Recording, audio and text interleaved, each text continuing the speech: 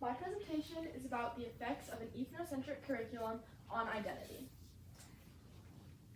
So first, some background. Many individuals find their identity through their education.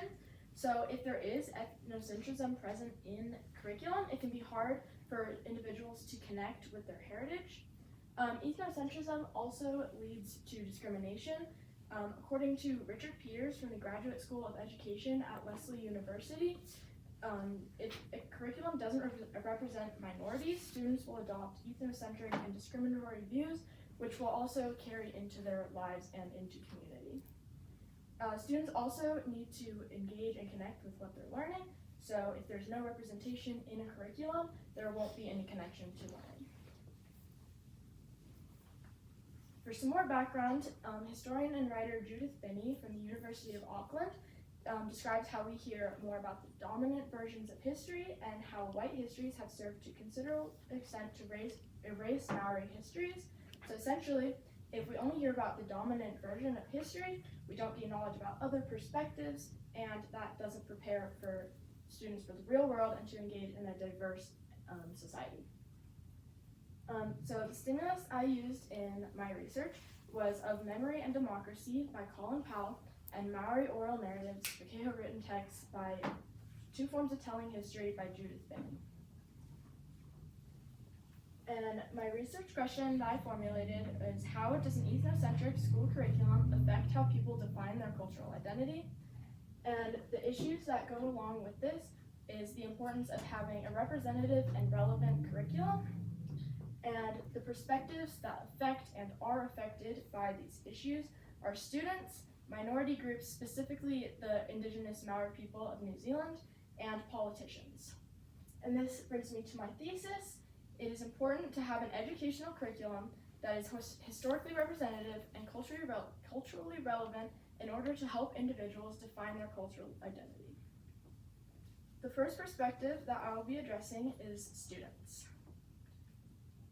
Susan Watts Toffee, a professor of literacy education at the University of Cincinnati, describes how students claimed their voice to frame their identity and found their place in the learning community. So by being represented in their school, students gained knowledge about different perspectives, which then allowed them to find their heritage and place in school, which they could then carry into life and community and find that connection. The Human Rights Watch describes the importance of relevance in a curriculum.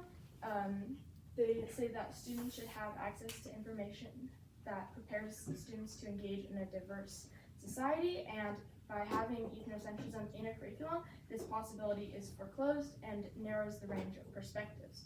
So the HRW implies that perspectives are critical to students discovering who they are, and when students discover who they are, they will be able to engage with their identity through the learning process. The second perspective I'll be talking about is minorities, and specifically the Maori people.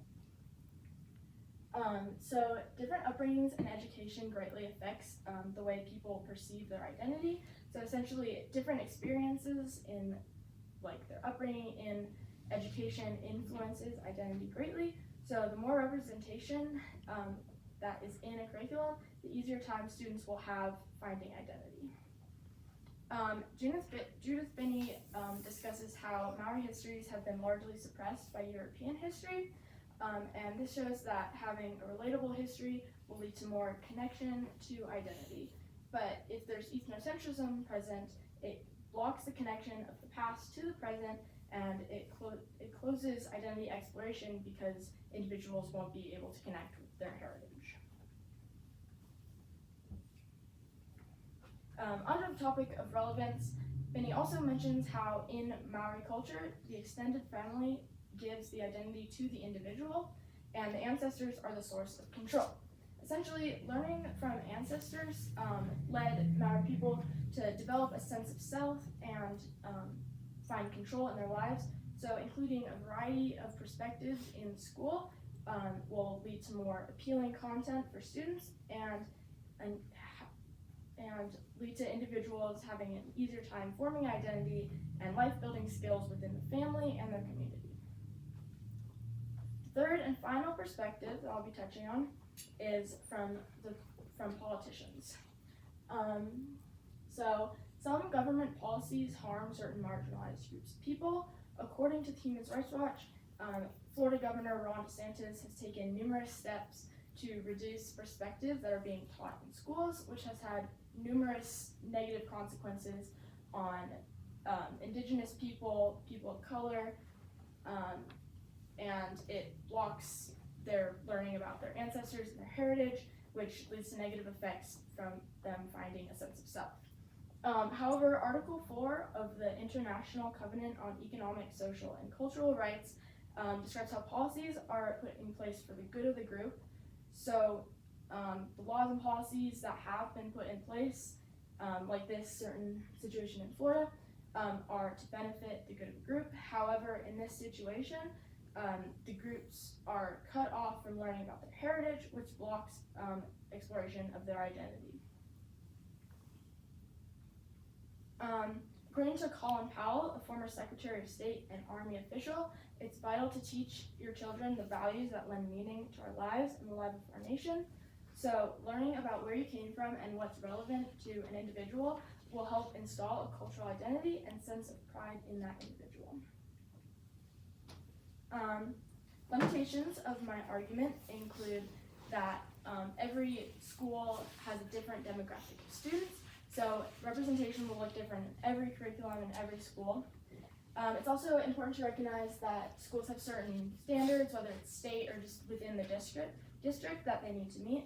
So it could be difficult to implement diversity into a curriculum, whether it's rewriting the curriculum or rewriting the standards. It's a very lengthy process that's time consuming and could be very difficult.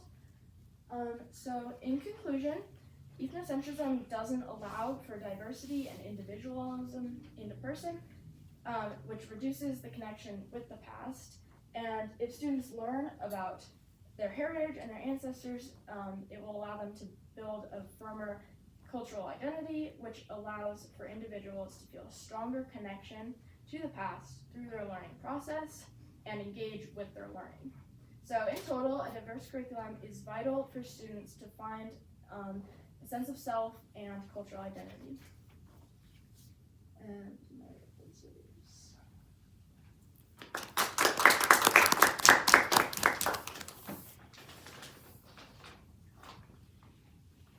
How did your research question evolve as you moved through the research process? So originally, my research question was more about how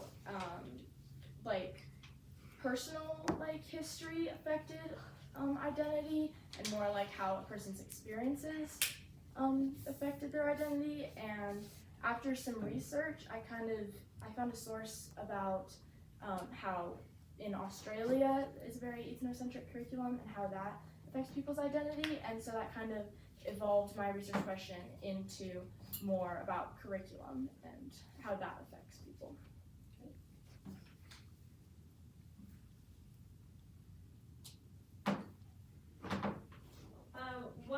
What advice would you have for other researchers who may consider looking into this topic?